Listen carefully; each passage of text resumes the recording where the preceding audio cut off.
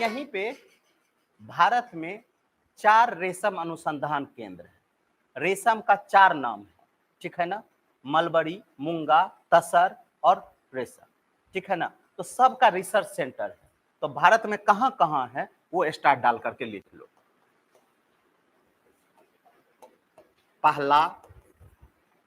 पहला लिख लीजिए, तसर अनुसंधान केंद्र।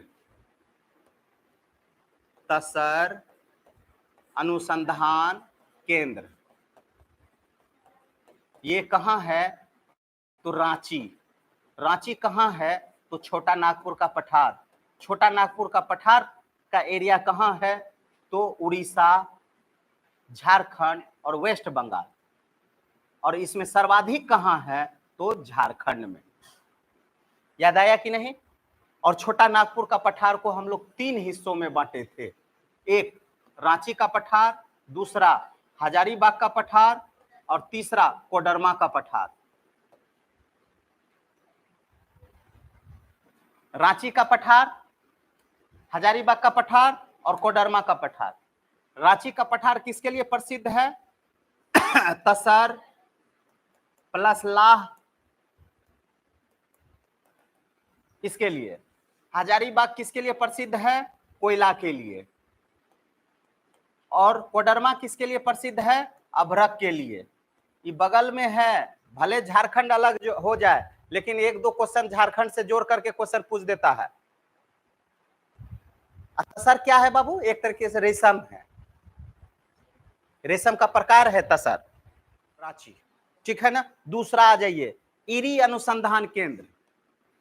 इरी अनुसंधान केंद्र, इरी इरी इरी हो गया मेंडियार। मेंडियार कहां है? मेघालय में जी। मलबरी, मलबरी अनुसंधान केंद्र कर्नाटक।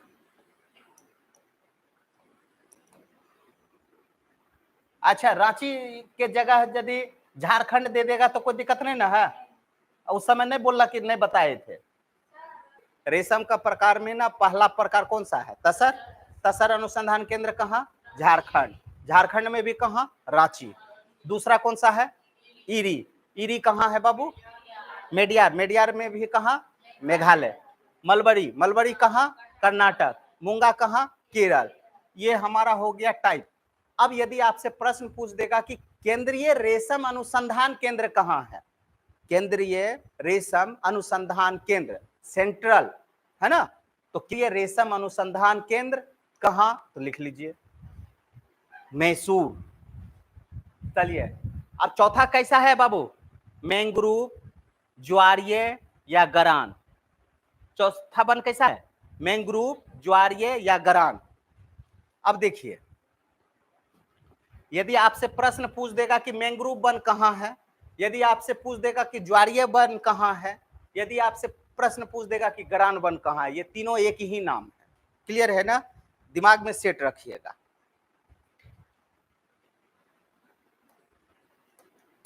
अब यहां आ जाइए, इसमें यहां ध्यान दीजिएगा, इस वन में ना आर्द्रता, टेम्परेचर ये उतना कारगर काम नहीं आता।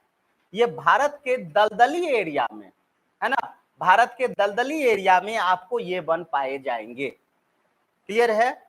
तो दलदली एरिया कहां होगा? जो समुद्र के किनारे होगा तो वही ना हमारा दलदली इलाका होगा। दलदली तो ये इलाका नहीं हो सकता है ना। तो दलदली जब भी होगा तो मेरा ये इलाका होगा। तो ये ठीक है। तो इसका मतलब क्या हो गया कि समुद्र तटीय क्षेत्र में आपको क्या मिलेगा, है ना? तो मैंग्रोव, या इसी को हम लोग क्या बोलेंगे? गरान, या इसी को हम लोग क्या बोलेंगे? ज्वारीय। यदि आपसे प्रश्न पूछ देगा कि सर्वाधिक मैंग्रोव वन कहां है, तो या तो हमारा वेस्ट बंगाल होगा, नहीं तो गुजरात होगा। इस दोनों में कौन सा होगा? पश्चिम बंगाल होगा। कितना आदमी पश्चिम बंगाल जाते हैं? ठीक है, मान लेते हैं, ठीक है। हाँ, इसलिए बाबू कि सुंदरवन का डेल्टा याद आया? पश्चिम बंगाल। और सुंदरवन का डेल्टा, सुंदरवन जो है वो कैसा वन है, तो ज्वारीय है या मैंग्रोव वन, ठीक है ना, बात समझ में आया। यहाँ जो आपका वन मिला था मैंग्रोव वन, ये हमारा सुंदर वन था। वन वन मतलब क्या हो गया, वनस्पति। ये कैसा वनस्पति है, तो मैंग्रोव है या गरान है या ज्वारीय है, क्लियर है ना। सुंदरी वृक्ष यहाँ ज्यादा पाया जाता है, यहाँ क्या पाया जाता है, सुंदरी वृक्ष ज्यादा पाया जाता है, जिसके कारण इसका नाम पड़ गया सुंदर वन, क्लियर है ना, जिसके कारण इसका नाम क्या पड़ गया था, सुंदर वन। लेकिन ये स्पेशल कौन सा वन है, तो मैंग्रोव, ठीक है ना। तो भारत में तटीय इलाके में सब जगह आपको मैंग्रोव वन मिलेगा, लेकिन सर्वाधिक वेस्ट बंगाल आ जाइए और गुजरात आ जाइए, ओके, कोई दिक्कत। खास करके डेल्टा वाला क्षेत्र में ज्यादा मिलेगा, डेल्टा वाला क्षेत्र में। जैसे मान लो हम बोलेंगे, ए थोड़ा दिमाग और खोल लो, ये डेल्टा वाला था एरिया, मतलब गंगा और ब्रह्मपुत्र का डेल्टा था, यहाँ आएंगे कृष्णा और गोदावरी का डेल्टा मिलेगा, तो इसका मतलब आंध्र प्रदेश का एरिया भी हमारा क्या है, तो मैंग्रोव वन है, ठीक है। यदि आपको ऐसे प्रश्न दे दे कि ये पूर्व तट हो गया और ये पश्चिमी तट हो गया, सर्वाधिक मैंग्रोव वन किस तट पे पाए जाते हैं, पूर्व तट पे कि पश्चिमी तट पे कि दोनों तट पे कि कहीं नहीं, तो राइट आंसर क्या मारिएगा, पूर्वी तट। राइट आंसर क्या मारिएगा, पूर्वी तट। क्यों, तो इसकी अधिकता कहां है, तो डेल्टाई क्षेत्र में है, और डेल्टा का निर्माण किधर ज्यादा होता है, पूर्वी क्षेत्र में। अब पश्चिम वाला क्या बनाता है, एस्चुरी, याद आ गया ना। चलिए नेक्स्ट 16 वन, चलिए लिख लीजिए। इसमें मुख्य रूप से चौड़ी पत्ती वाली वनस्पतियां पाई जाती है, इसमें मुख्य रूप से चौड़ी पत्ती वाली वनस्पतियां पाई जाती है। इसका मुख्य विस्तार प्रायद्वीपीय पठार के ऊपरी हिस्से में पाए जाते हैं। इन द सेंस बाबू, यदि प्रायद्वीपीय पठार का ऊपरी हिस्सा बोलेंगे तो राइट हम लोग कहाँ चलेंगे, स्पेशल। तो यहाँ थोड़ा मैप देखिएगा, यहाँ पे ये नीलगिरी का क्षेत्र है, कौन सा क्षेत्र है, नीलगिरी।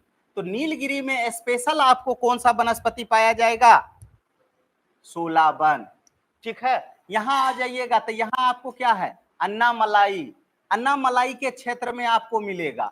यहाँ आपको ये वाला एरिया सह्याद्री, सह्याद्री के क्षेत्र में ये मिलेगा, मतलब ऊपरी हिस्सा में स्पेशल। तक 16 वन आपको कहाँ पाया जाएगा, तो जो प्रायद्वीपीय पठार का ऊपरी हिस्सा है, इन द सेंस बाबू सह्याद्री, नीलगिरी, अन्नामलाई, ये सभी क्षेत्र के ऊपरी हिस्सा में जाइएगा तो आपको 16 वन मिलेगा। जबकि और शेष में स्टेपी प्रकार का वन पाया जाएगा, क्लियर है, नहीं समझे मेरा बात।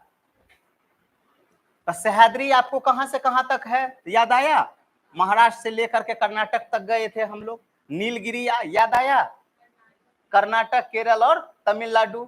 नीलगिरी की सबसे ऊंची चोटी दोदा बेटा, अन्नामलाई की सबसे ऊंची चोटी, बहुत बढ़िया, तुम लोग गर्दा मार दोगे, ठीक है, एग्जाम जाओ तो देने के लिए। चल आगे बढ़े, 16 वन किनिया, तो 16 वन कहां पाया जाएगा आपको, प्रायद्वीपीय पठार के ऊपरी हिस्सा में, क्लियर है। नेक्स्ट स्टेपी प्रकार का, स्टेपी, स्टेपी, ठीक है, यहां लिख लीजिए स्टेपी।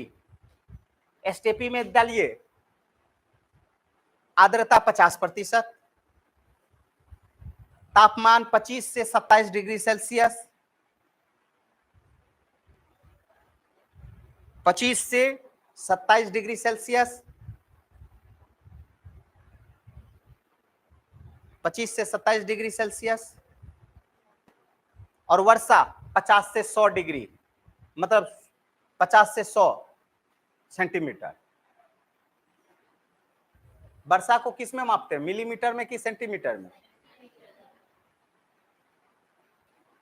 कोई दिक्कत। चलो अब ये वन कहां पाया जाएगा, आप ही लोग बताइए हमको, प्रायद्वीपीय पठार पे है ना। इसमें इसको हम लोग छोड़ देंगे, जो शेष बच गया वहां पे हमारा कौन सा मिलेगा, तो स्टेपी प्रकार का वन, ओके।